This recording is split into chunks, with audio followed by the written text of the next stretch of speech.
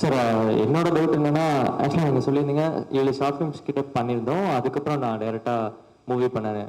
ஆக்சுவலாக நீங்கள் ஏடியா ஒர்க் பண்ணாமல் டைரெக்டாக மூவி போகும்போது ஷார்ட் ஃபிலிம், மூவி இது ரெண்டுக்கும் கம்பேர் பண்ணால் ஒரு சில டிஃப்ரென்சஸ் இருக்கும். நீங்கள் இங்கே பார்த்த ஒர்க்குக்கும் அங்கே பார்க்குற ஒர்க்கும் டிஃப்ரெண்ட் இருக்கும். அந்த டிஃப்ரென்ஸ் வந்து நீங்கள் ஃபர்ஸ்ட் ஃபிலிமில் எப்படி ஹேண்டில் பண்ணீங்க? சார், படத்துக்கு நம்ம எழுதுகிற ஷார்ட் ஃபிலிமுக்கும் ஃபியூச்சர் ஃபிலிமுக்கும் இருக்கிற ஒரே வித்தியாசம் எனக்கு தெரிஞ்சு, படத்துக்கு எழுதுகிற ஸ்க்ரீன் பிளே வேறு, ஷார்ட் ஃபிலிமுக்கு எழுதுகிற ஸ்க்ரீன் பிளே வேறு. அதனால் ஸ்க்ரீன் பிளே எனக்கு தெரிஞ்சு ரொம்ப பெரிய டிஃப்ரெண்ட். அது மற்றபடி ஷார்ட் ஃபிலிம் பண்ண அதே டெக்னிக்கல் விஷயம் தான் நான் இதில் ஷார்ட் ஃபிலிம் பண்ணும்போது என்ன மாதிரி ஆங்கிள் வைக்கலாம், என்ன மாதிரி எடிட் பண்ணலாம், என்ன மாதிரி விஷயங்கள் டெக்னிக்கலாக சொல்கிறேன். அது எப்படி பண்ணுமோ அதுதான் ஃபியூச்சர் ஃபிலிம்லும் பண்ணுறோம். மற்றபடி எனக்கு தெரிஞ்ச ஸ்க்ரீன் பிளே மட்டும்தான் எனக்கு தெரிஞ்சு சொல்கிறேன். இன்னும் ஜாம்பவான்களுக்கு வேறு ஏதாவது தெரியுமான்னு எனக்கு தெரியல. பட் எனக்கு தெரிஞ்சு நம்ம ஒரு படத்துக்கு அங்கே தான் வந்து நிறைய பேர் சொதப்பிடுறாங்க.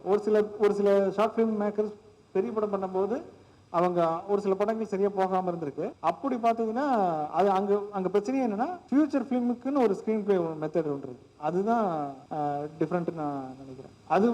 அது நான் முதல் படத்தில் முன்னாடி சொன்ன மாதிரி ஷார்ட் ஃபிலிமுக்கு வச்சிருந்த கண்டென்ட்டை தூக்கி முண்டாஸ் பட்டி நான் பண்ணிதான் வச்சுக்கலேன், அது கண்டிப்பாக சொதப்பி இருக்கு. அதுக்கு தனியாக ஒரு கேரக்டர் லேயர் சம்பவங்கள்ல ஆட் பண்ண தான் அது ஒரு முழுமையான ஒரு படத்துக்கான ஒரு திருப்தி கொடுத்தது ஆடியன்ஸ். நம்ம ஒரு டைரக்டரா ஷார்ட் ஃபிலிம் பண்ணிட்டு அதை அப்படியே பெரிய படம் பண்ணாலும் நமக்கு திருப்தியா தான் இருந்திருக்கும், சரி நமக்கு பிடிச்சிருச்சு அப்படின்னு. ஆனா ஆடியன்ஸுக்கு அது முக்கியம் இல்லை. ஆடியன்ஸுக்கு ஷார்ட் ஃபிலிமா பண்ணி இது பெரிய படமா பண்றாங்களா முக்கியம் இல்லை. நீ படத்துல எப்படி எங்களை வந்து சாட்டிஸ்ஃபை பண்ற, எவ்வளவு தூரம் சந்தோஷமா இருக்கும் அப்படிங்கிற பொறுத்து இருக்கு. அதனால ஒரு முழு படத்துக்கான திரைக்கதைங்கிறது மட்டும்தான் ஷார்ட் ஃபிலிமுக்கும் ஃபியூச்சர் ஃபிலிமுக்கும் இருக்கிற வித்தியாசமா நான் உண்மையாக சொல்ல போகிறேன்.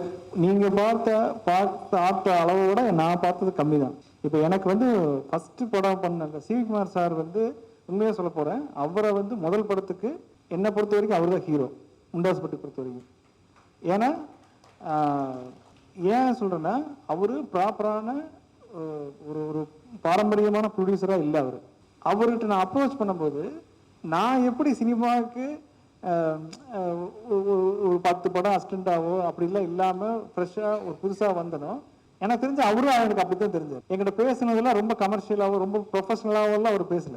அவர்கிட்ட ஸ்கிரிப்ட் படிக்க கொடுத்தோம், அவர் படிச்சுட்டு எனக்கு இது பிடிக்கல அப்படின்ட்டாரு. சரி அப்படின்ட்டு அதுக்கப்புறம் மறுபடியும் வேற பக்கம் போய் வேற கரெக்ஷன் போய் அவர்கிட்ட மறுபடியும் அந்த ஸ்கிரிப்ட் போச்சு, படிச்சாரு, நல்லா இருக்குப்பா அந்த பையனை வர சொல்லுப்பா அப்படின்னாரு. அப்போ போன சைன் பண்ண ஒரு டீ கொடுத்தாரு, ஒரு 25,000 செக் கொடுத்தாரு, வாங்க நாளைக்கு வாங்க அக்ரிமெண்ட் சைன் பண்ணலான்னாரு. அப்புறம் ஒரு வாரம் கழிச்சு பூஜை. இதெல்லாம் பார்த்தீங்கன்னா ப்ரொஃபஷனலாகவே இருக்காது. எனக்கு வந்து அவர் மீட் பண்ணும்போது ரொம்ப ரொம்ப சாதாரண ஒரு ஆளாக தான் எனக்கு இருந்தார். சாதாரண ஆள்னா ரொம்ப ஃப்ரெண்ட்லியாக சொல்கிறேன், ஒரு ப்ரொடியூசர் அந்த ரேஞ்சு வேறு. நான் சொல்கிறது வந்து பழக்கத்தில் சொல்கிறேன். ஒரு பூஜை கூட நீங்கள் பார்த்தீங்கன்னா அது நான் நினச்சேன், நீங்கள் வந்து வெள்ளிக்கிழமை வந்திருக்கேன் நம்ம படத்துக்கு பூஜை அப்படின்னாரு. சரி சார் அப்படின்னு சொல்லிட்டு ஊருக்கெல்லாம் போயிட்டு ஊர்லாம் சொல்லிட்டேன், பூஜைக்கு வெள்ளிக்கிழமை பூஜை பிரம்மாண்டமாக இருக்கும் அப்படின்ட்டு அப்போ போனோம். அப்புறம் நான் வந்து சென்னை வந்துட்டு அவர் ஆஃபீஸ் போகிறதுக்கு வடபழனி தாண்டி தான் போகிறேன். வடபழனி இங்கே தான் விநாயகர் கோவில் இருக்குது, இங்கே தான் பூஜை, உள்ளே எல்லாம் வந்திருப்பாங்க. நம்ம ஆஃபீஸ் போயிட்டு அதுக்கப்புறம் அவர் காரில் கூப்பிட்டு வந்துடுவார், இங்கே பிரம்மாண்டமான பூஜை இருக்குன்னு வச்சுட்டு போனோம். ஆஃபீஸ் போனேன். அப்புறம் வந்து நானே என்னோட கேமராமேன் அப்புறம் எல்லாம் சார் வந்து என்ன ரெடியா அப்படின்னாரு. வாங்க சரி வாங்க போகலாம் அப்படின்ட்டு நான் வெளியே போகிறேன். அங்கே போகாது இங்கே பக்கம் வாங்க அப்படின்னாரு. பின்னாடி போனால் ஒரு சின்ன ரூம் ஒன்று இருந்தது. சின்ன ரூம் இங்கே கூப்பிட்டு போகிறாரு அப்படின்னு பார்த்தா ஒரு கதவை திறந்தாரு, ஒரு சின்ன சாமி முருகர் போட்டோ ஒன்று இருந்தது. அப்புறம் கூட்டத்தை போந்துட்டு சரவணன் ஒருத்தர் வந்தார், அவர் ஈபி. அவர் பார்த்தா தட்டு எடுத்துகிட்டு வந்தார். இது என்னங்க இதுதான் பூஜை அப்படின்னு சொல்லிட்டு மணி ஒன்று ஆட்டாங்க. பூஜை முடிஞ்சது. அப்புறம் என்ன வேறு சுற்ற சொன்னா, நீங்கள் ஒரு 3 சுற்று சுற்றுங்க அப்படின்னாரு. நான் திரு முடிச்சுட்டு 3 சுற்று சுற்றிட்டு அவ்வளோதான் வாங்க பூஜை முடிஞ்சது அப்படின்னாரு. பூஜை முடிஞ்சது எங்க இவ்வளோதான் பூஜை அப்படின்னு. ஆமாம் அவ்வளோதான் பூஜை அப்படின்றாரு.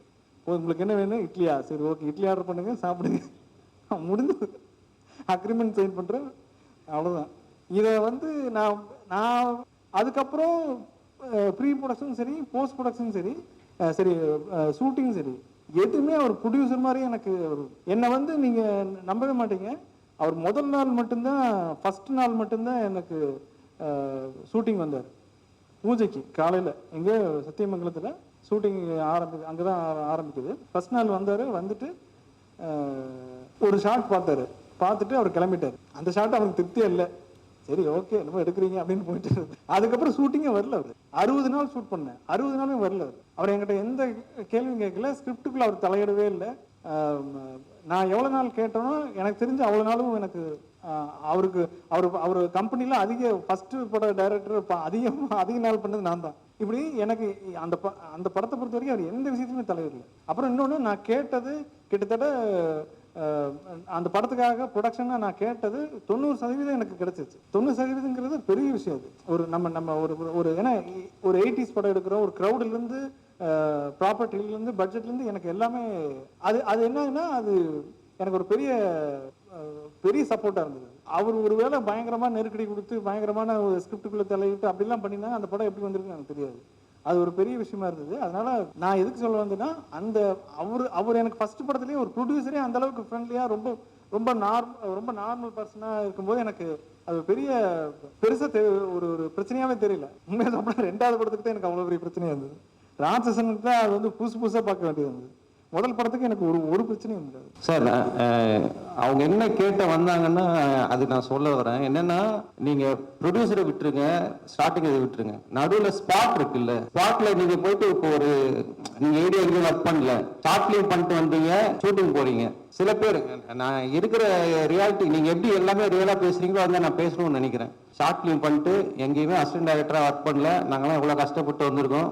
ஸோ அப்படி நம்ம பண்ணும்போது மற்றவங்க பாக்குறாங்க இல்லைங்களா, பார்வை ஒரு அதுலயே நிறைய க்ளூ இருக்கு. லைட் ஆபீசர்ஸ் இருக்காங்க, ஆர்ட் டிபார்ட்மெண்ட், இந்த மாதிரி நிறைய இருக்காங்க இல்லைங்களா. அந்த மாதிரி ஏதாவது எதனா ஃபேஸ் பண்ணீங்களா? அந்த மாதிரியான ஒரு இது இருந்ததா? அந்த மாதிரி கேட்கலாம். அவங்க நம்ம சினிமாவில் பார்த்த மனிதர்கள் பற்றி கேட்கும்போது எனக்கு நான் எதுக்கு ப்ரொடியூசரை சொன்னேன்னா, நமக்கு பெரிய டார்கெட்னா ப்ரொடியூசர் தான். அதை பல பேர்த்து சந்திச்சு கடைசியில் ப்ரொடியூசர் பார்க்கணும். எனக்கு ப்ரொடியூசரே வந்து ரொம்ப ஃப்ரெண்ட்லியாக இருந்ததுனால எனக்கு பெரிய பிரச்சனை ஃபர்ஸ்ட் படத்துக்கு இல்லை. நான் அதனால தான் அவரை பற்றி சிவி குமார் சார் ஏன் பற்றி அவ்வளோ டீட்டெயிலாக சொன்னேன்னா, அவர் மாதிரி அந்த டைமில் எனக்கு நான் பார்த்தல ரொம்ப டவுன் டு எர்த்தாக இருந்த ஒரு ஆளாக எனக்கு தெரிஞ்சது. ஒரு ப்ரொடியூசர் மாதிரி என்கிட்ட ஒரு நாள் கூட பேசுனது இல்லை. அது அந்த நமக்கு கோல், அல்டிமேட் கோல் என்ன, கடைசியில் ப்ரொடியூசருங்கிறது ஒரு ஆள்.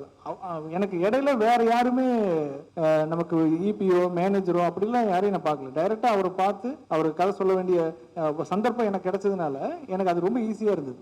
ராட்சசனுக்கு தான் நீங்க அவங்க கேட்கிற பல விதவிதமான ஆட்கள் பார்த்து முதல் படத்துக்காக நான் சொன்னது.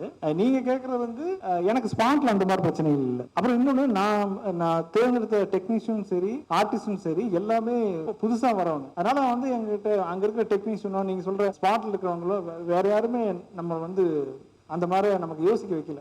அந்த மாதிரி எனக்கு எந்த ஒரு பிரச்சனையும் ஷார்ட் ஃபிலிம் பண்ணிட்டு வந்தாங்கிற மாதிரி அதெல்லாம் எதுவுமே இல்லை. ஏன்னா ஆர்டிஸ்டாவே எனக்கு ரொம்ப புதுசான நாட்கள் தான். அப்புறம் ஆனந்தராஜ் சார் ஒரு கேரக்டர் பண்ணியிருந்தார். எனக்கு தெரிஞ்சு அவர் தான் ஒரு எக்ஸ்பீரியன்ஸான ஒரு ஆள். அவருமே ரொம்ப ஃப்ரெண்ட்லியாக தான் பண்ணாப்புல. ஏன்னா அவருக்கு அந்த கேரக்டர்லாம் ரொம்ப பிடிச்சதுனால ரொம்ப ஃப்ரெண்ட்லியாக ரொம்ப ஜாலியாக பண்ணோம். உண்மையை சொல்லணும்னா அவர் இன்னும் இன்ட்ரெஸ்டாக தான் பண்ணார். எனக்கு எந்த இடத்துலையுமே இப்போ வரைக்குமே நம்ம ஷார்ட் ஃபிலிம் பண்ணிட்டு வந்த டைரக்டருங்கிற ஒரு பிரச்சனையெல்லாம் எனக்கு ஏற்படவே இல்லை.